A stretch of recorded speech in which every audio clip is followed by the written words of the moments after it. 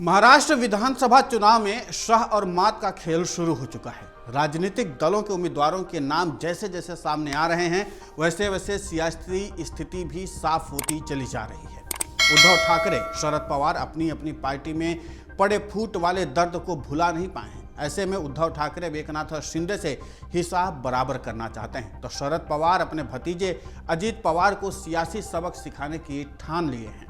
उद्धव ठाकरे और शरद पवार ने अपना अपना सियासी पावर दिखाने के लिए शिंदे और अजीत पवार के खिलाफ जबरदस्त तरीके से चक्रव्यूह रचा है।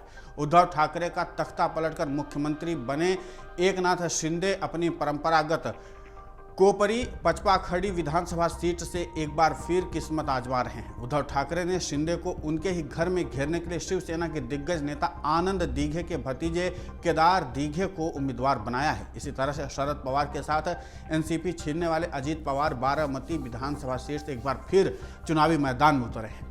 शरद पवार ने अजीत से सियासी हिसाब किताब चुकता करने के लिए अपने पोते योगेंद्र पवार को चुनावी मैदान में उतारकर जबरदस्त तरीके से घेराबंदी की है। महाराष्ट्र के ठाणे जिले की कोपरी पचपाखड़ी सीट हाई प्रोफाइल बन गई है। शिवसेना के टिकट पर सीएम एकनाथ शिंदे चुनाव लड़ रहे हैं, जहां से 3 बार वो लगातार विधायक भी रहे हैं। शिंदे के खिलाफ शिवसेना के दिग्गज नेता दिवंगत आनंद दीघे के भतीजे केदार दीघे को उद्धव ठाकरे ने अपनी शिवसेना से टिकट देकर के बहुत बड़ा सियासी दांव चला है। ये वही आनंद दीघे हैं जिनकी उंगली पकड़कर एकनाथ शिंदे राजनीति में आए थे।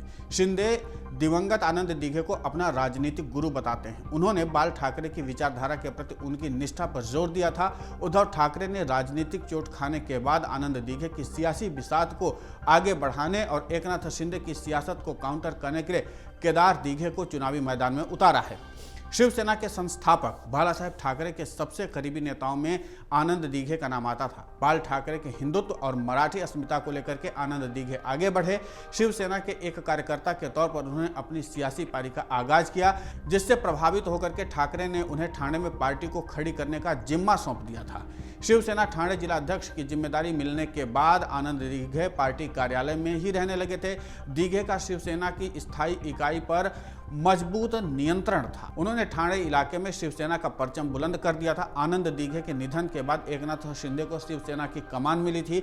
उद्धव ठाकरे ने उन्हें शिवसेना में नंबर 2 की हैसियत दी, लेकिन शिंदे ने उद्धव से शिवसेना छीन ली, तो उद्धव ठाकरे ने ठाणे में आनंद दीघे के भतीजे को बागडोर सौंप दी और अब केदार दीघे को सीएम एकनाथ शिंदे के खिलाफ चुनावी मैदान में उतार दिया गया है।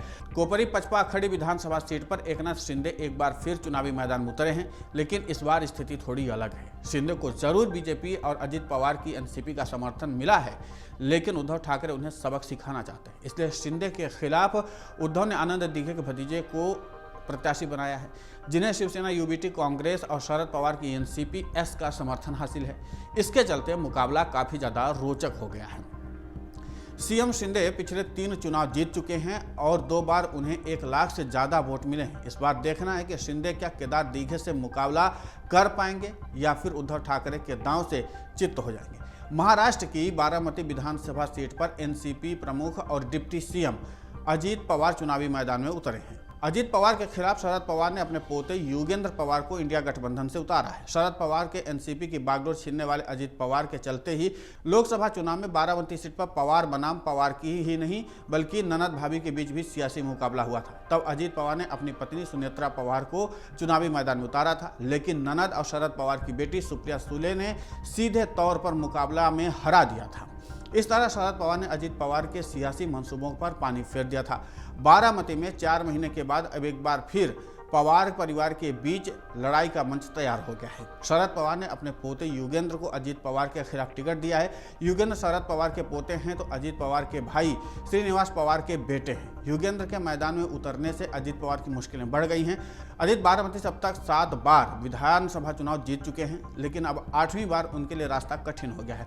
बारामती का चुनाव पवार फैमिली के बीच हो गया है। माना जा रहा है कि शरद पवार अपने पोते को उतारकर अजीत के लिए मुश्किलें तो खड़ी कर ही दिए हैं। अजीत पवार ने कभी सोचा नहीं था कि अपने चाचा शरद पवार की उंगली पकड़कर राजनीति में कदम रखा था, लेकिन जुलाई 2023 में उन्होंने शरद पवार के खिलाफ बगावत कर दिया था। एनसीपी के 40 विधायकों को लेकर बीजेपी के नेतृत्व वाली एनडीए सरकार में शामिल हो गए थे। पार्टी का बड़ा गुट अजीत के साथ चला गया। इसके चलते शरद पवार के हाथ से पार्टी चली गई थी। शरद पवार ने इस हिसाब से लोकसभा चुनाव में ताकत दिखाकर एहसास कराया कि अजीत को उनके गढ़ बारामती में मात दे दिया है। शरद पवार ने बारामती से अपनी बेटी सुप्रिया सुले को ही नहीं जिताया, बल्कि पश्चिमी राष्ट्र से भतीजे को भी धूल चटा दी।